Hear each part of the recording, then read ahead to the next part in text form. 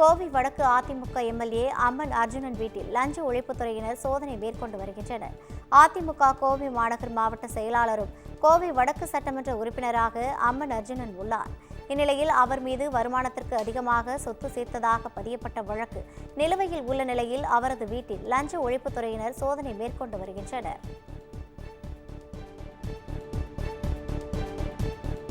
மயிலாடுதுறை மாவட்டம் சீர்காழி அருகே 3.5 வயது பெண் குழந்தைக்கு பாலியல் தொல்லை கொடுத்த சிறுவனை போலீசார் கைது செய்துள்ளனர்.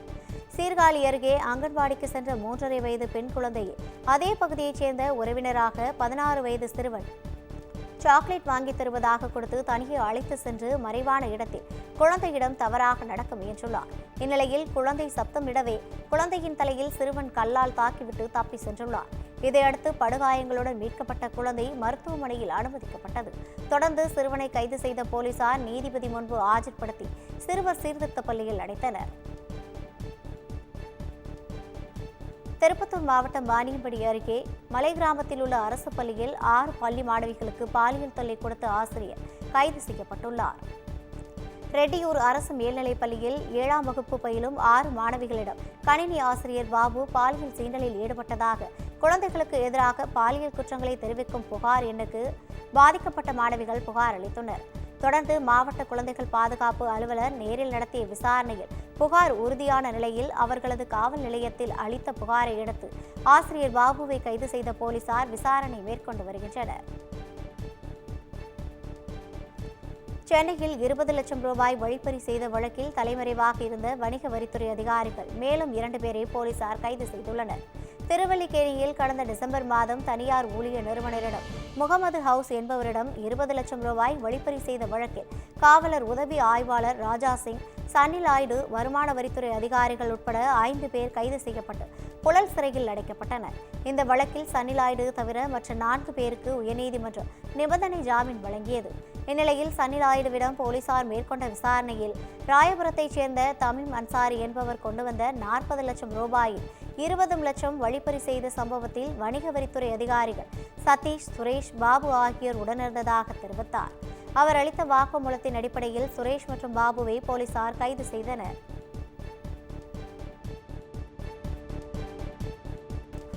புதுக்கோட்டையில் ஜஃபர் அலி கொலை வழக்கில் கைதாகியுள்ளவர்களின் கல்குவாரிகளுக்கு அதிகாரிகள் சீல் வைத்தனர். கனிம வள கொள்ளைக்கு எதிராக போராடிய சமூக ஆர்வலரும் முன்னாள் அதிமுக கவுன்சிலருமான ஜஃபர் அலி கடந்த மாதம் 17ஆம் தேதி லாரி ஏற்றிக் கொல்லப்பட்டார்.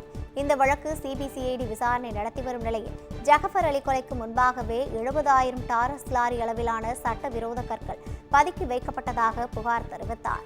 இந்த புகார் தொடர்பாக என்ன நடவடிக்கை எடுக்கப்பட்டது என சிபிசிஐடி போலீசார் வருவாய்த்துறை மற்றும் காவல்துறைக்கு நோட்டீஸ் அனுப்பியிருந்தது. இந்நிலையில் மெய்யபுரம் பகுதியில் காரைக்குடியைச் சேர்ந்த மோகன்ராஜ் என்பவரின் கல்குவாரியை ராசு, ராமையா ஆகியோர் ஒப்பந்தத்திற்கு எடுத்து சட்டவிரோதமாக வெட்டி வைக்கப்பட்ட 490 டாரஸ் லாரி அளவிலான கற்கள் பதுக்கி வைக்கப்பட்டிருந்தது தெரிய வந்தது. இதையடுத்து அப்பகுதிக்கு சென்ற புதுக்கோட்டை வருவாய் கோட்டாட்சியர் ஐஸ்வர்யா கல்குவாரிக்கு சீல் வைத்தார்.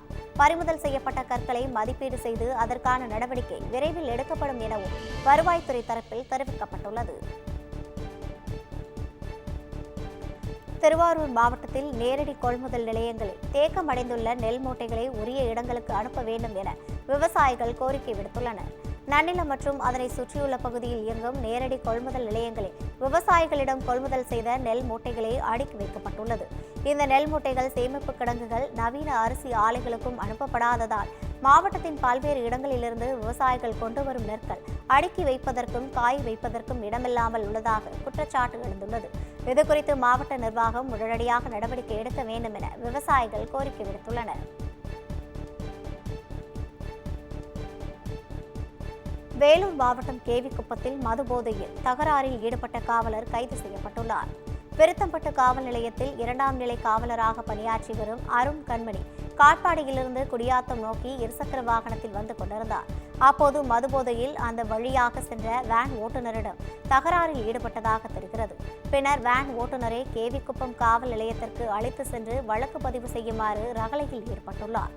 இதையடுத்து அங்கிருந்த காவலர்கள் அருண் கண்மணியை பரிசோதனைக்காக குடியாத்தம் அரசு தலைமை மருத்துவமனைக்கு அழைத்து சென்றனர். அப்பொழுது அவர் அங்கிருந்த மருத்துவரிடம் தகராறில் ஈடுபட்டதோடு கண்ணாடி கதவை சேதப்படுத்தியுள்ளார். இதுகுறித்து வழக்கு பதிவு செய்த போலீசார் அருண் கண்மணியை கைது செய்தனர். சென்னை வளசரவாக்கத்தில் மதுபோதையில் காவலரை கன்னத்தில் அறைந்த இளைஞரிடம் போலீசார் விசாரணை நடத்தி வருகின்றனர். முத்துமாரியம்மன் கோவில் தெருவைச் சேர்ந்த கோகுல் ராஜன் மதுபோதையில் ஆற்காடு சாலையில் சென்று கொண்டிருந்த பெண்ணை தாக்கியுள்ளார். இதனை விசாரிக்க வந்த போலீசாரையும் கோகுல் ராஜன் ஆபாசமான வார்த்தைகளால் திட்டியதோடு தலைமை காவலர் சுனில் என்பவரின் கன்னத்தில் அறைந்ததாக கூறப்படுகிறது. அப்போது கோகுல்ராஜன் அதீத மதுபோதையில் இருந்ததால் முகவரியை மட்டும் வாங்கி சென்ற போலீசார் காலையில் அவரை வளசரவாக்கம் காவல் நிலையம் அழைத்து சென்று விசாரணை நடத்தி வருகின்றனர். சேலம் மாவட்டம் தலைவாசல் அருகே சட்டவிரோத மது விற்பனையாளரிடம் போலீசார் ஒருவர் பேரம் பேசுவதாக கூறப்படும் வீடியோ வைரலாகி வருகிறது. இலுப்பநத்தம் பகுதியைச் சேர்ந்த செந்தில்குமார் டாஸ்மார்க்கில் விற்கப்படும் மதுவை கள்ளச்சந்தையில் விற்பனை செய்து வருவதாக கூறப்படுகிறது. இவர் வீரக்கனூர் காவல் நிலையத்தில் பணியாற்றும் காவலர் ஒருவரிடம் 15 முதல் 30 பாட்டில்கள் மட்டுமே விற்பனையாகவும் 1500 ரூபாய் கொடுப்பதாக பேரம் பேசுகிறார். அதற்கு மறுமுனையில் இருக்கும் காவலர் வழக்கு சம்பந்தமாக தான் பணம் கேட்கிறேன் என கூறி இணைப்பை துண்டித்துள்ளார். இது குறித்த வீடியோ தற்போது சமூக வலைதளங்களில் வைரலாகி வருகிறது. ஓடுது ஒன்னும் கட்டுல ஆகலைங்க. அது இல்லப்பா, நான் சொன்னது என்ன தெரியுதா? சரிங்க. அது நீ பாத்துக்க, ஒரு மாசத்துக்கு நீ பண்ற அதெல்லாம் ஒண்ணு இல்ல. எனக்கு அங்க விட்டது அந்த ஸ்டேஷன் இது பண்ணணும், கம்ப்யூட்டர்ல அதை போட்டு கிடக்குறோம்ல, ஃபைல் கிடக்குறது இதுக்கெல்லாம் அது கொடுக்கணும். வேற ஒண்ணும் இல்ல. நினைச்சுக்கிட்டு அது என்னமோ நம்ம வாங்கி இங்க இது நினைச்சுக்காத, அந்த மாதிரில இருக்குங்க. சரிங்க. இல்லையா அது